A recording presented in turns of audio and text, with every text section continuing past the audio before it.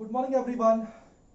So welcome back to a physics class again, and today's class we will going to continue with a chapter that is energy.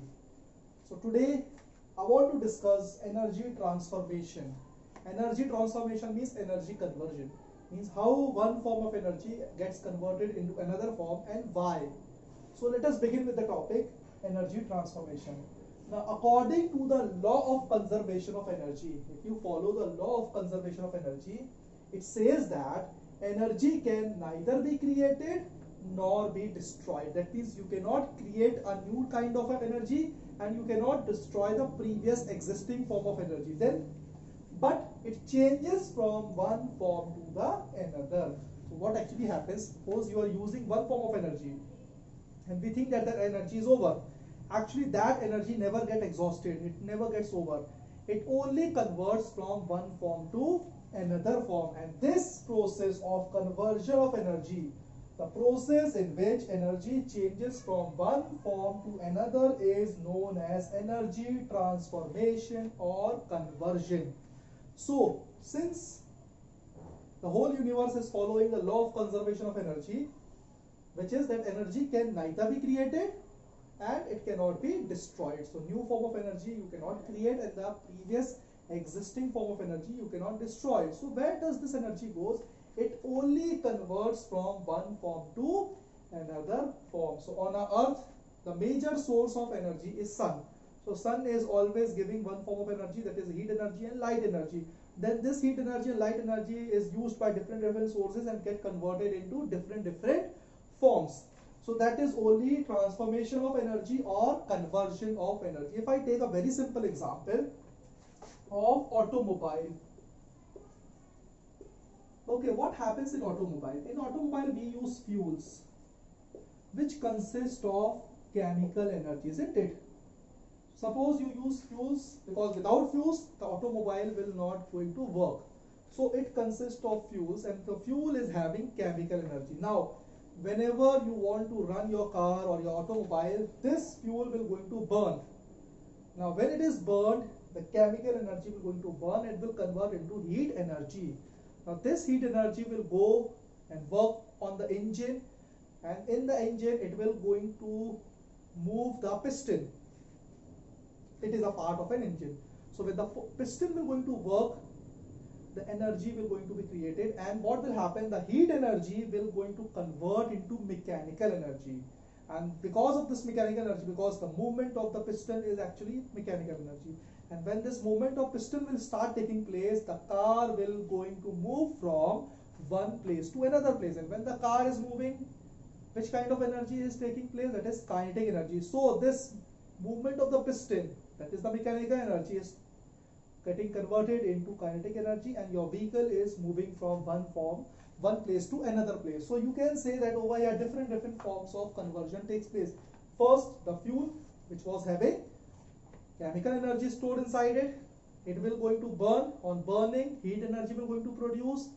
Okay, burning means over here combustion takes place, and when this combustion takes place, heat energy takes place. So heat energy gets produced over here, chemical energy gets converted into heat energy. Now this heat energy will be utilized by the automobile engine to run the piston, that is the mechanical energy has been produced. So that heat energy has been converted into mechanical energy. Now this mechanical energy has been utilized by the vehicles to travel from one place to another place. So when it is moving from one place to another place, kinetic energy has been produced. So you can say that none of the thing has actually produce a new form of energy, only the previous form of energy got converted into another form. So this is transformation of energy, that is conversion of energy. A very simple another example is bow and arrow. Suppose a bow is there which is having a string at the back, and when you place the arrow and you stretch it, so when you stretch the string, what will happen? It will gain the elastic potential energy. Okay, in the previous class I have already discussed about elastic potential energy. So when the string will going to be stretched, it will gain elastic potential energy. Now when it will going to gain elastic potential energy, and when you release the string, the motion will take place, and this elastic potential energy will get converted into kinetic energy, and because of that the bow will going to move to a certain distance, or it will going to travel a certain distance. So over here also one form of energy got converted into another form of energy.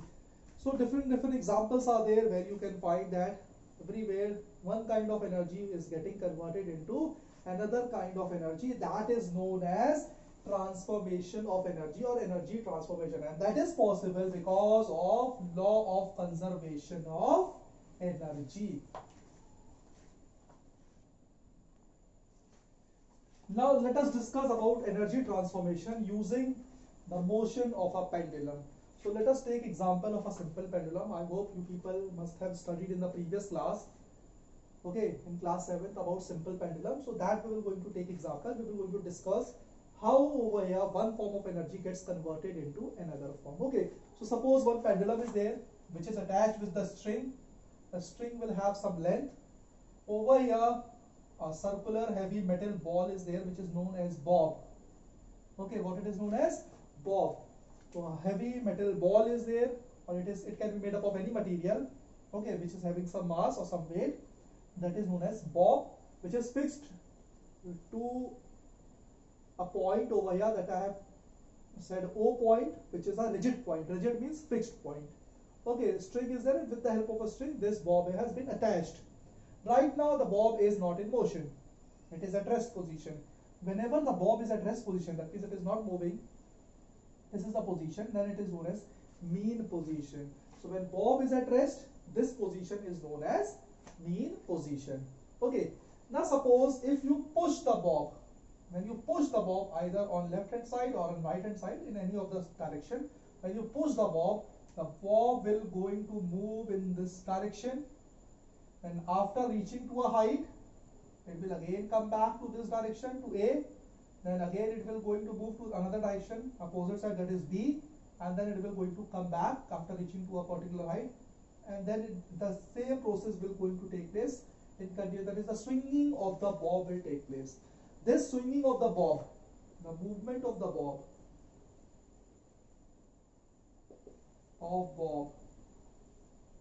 on either side of its mean position is known as oscillation. What it is known as? Oscillation. So the movement of the bob, the swinging of the bob on either side from its mean position, that is either C side or B side. So if it comes to B position, then it will going to come down to A, then again it will reach to C position. And this is how you have seen the swing also in the garden. The swing will going to move in forward and backward direction. The same to and fro motion, that is known as the to and fro motion, you can say. To and fro motion of the bob. Okay, so this actual movement is known as oscillation. So when the bob is at position A, this is known as mean position. Now when you push the bob, and bob will come to any of this end, either B or C position, these are known as extreme position. What they are known as? Extreme position. So when the bob will come to any of its extreme position, it will come to a maximum height. And when it will reach to a maximum height, it will gain maximum amount of potential energy. So you can say at B and C, pendulum has maximum potential energy.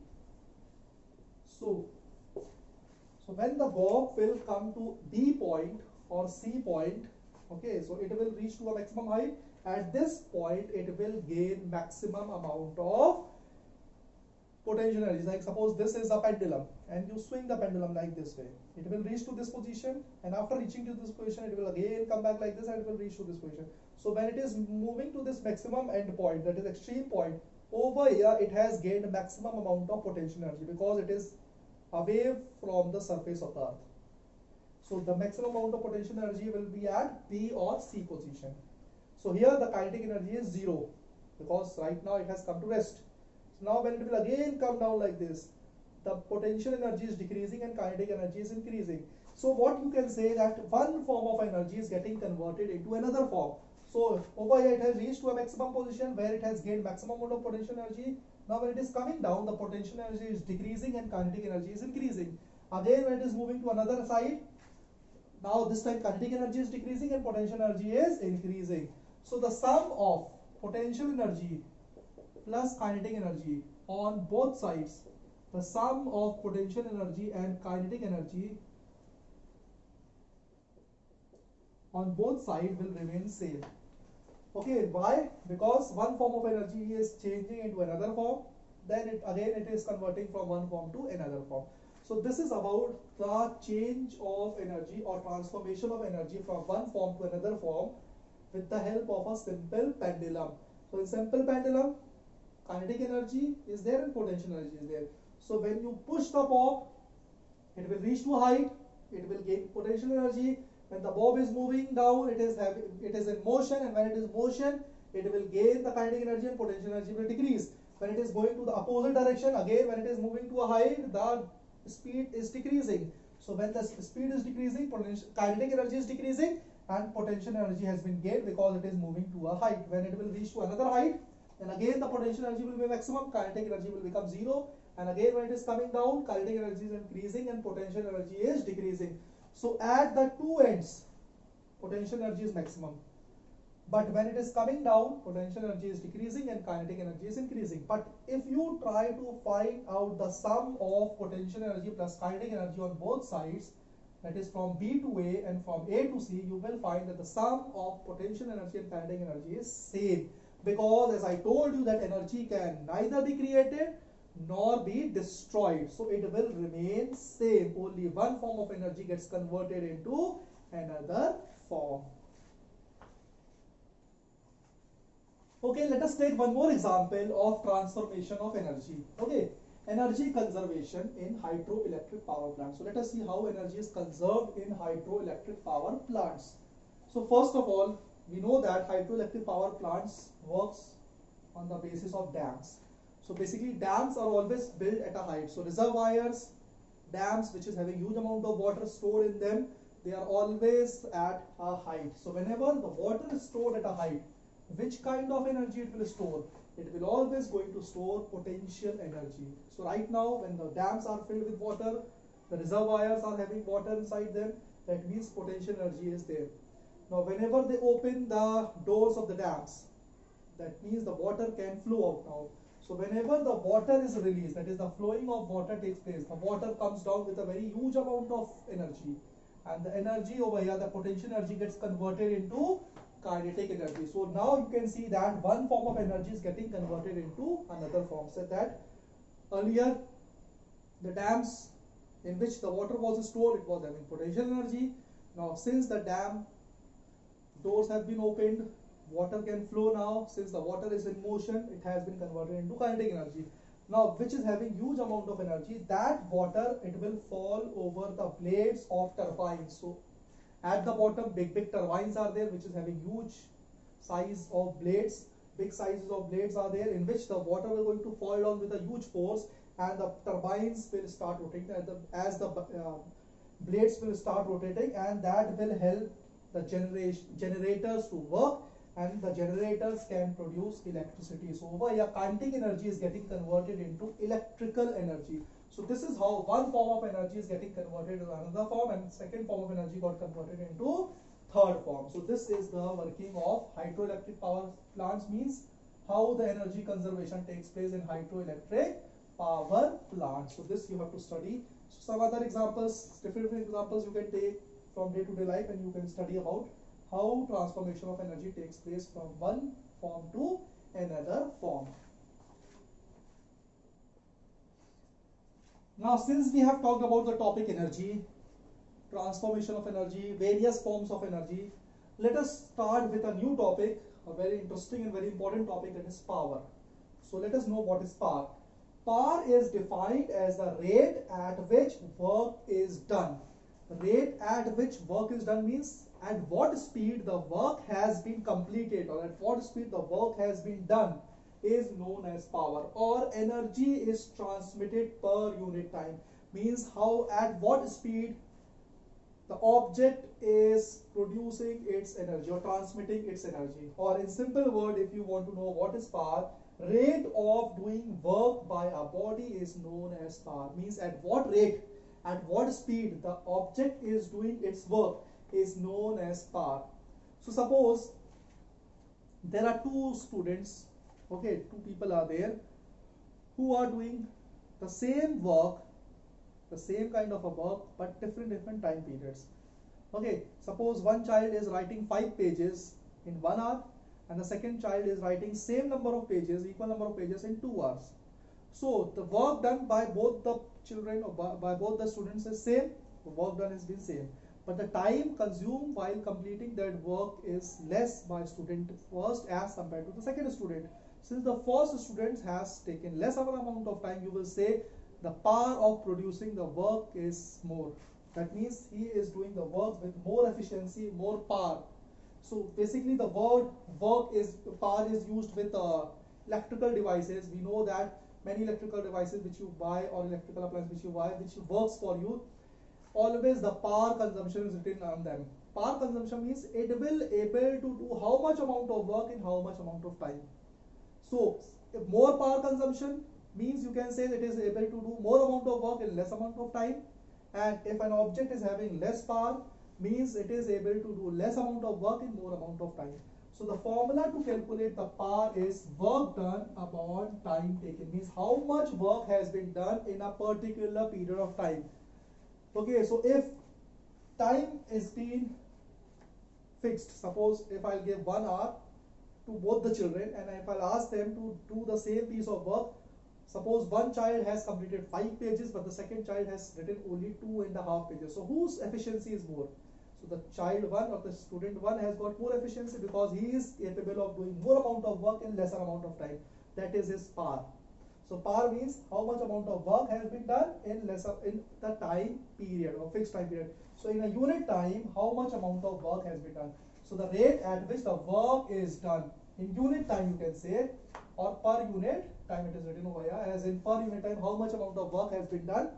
That ratio or that calculation is known as power. So this is about the basic thing about power, the definition of power. In the next class we will going to discuss more in detail about power. We will talk about the formula, the units, and how to calculate the power of different objects. So let us talk about that in next class. Till here you have to study, you have to get ready with the topics so that you can understand another topic in the next class. Thank you, students.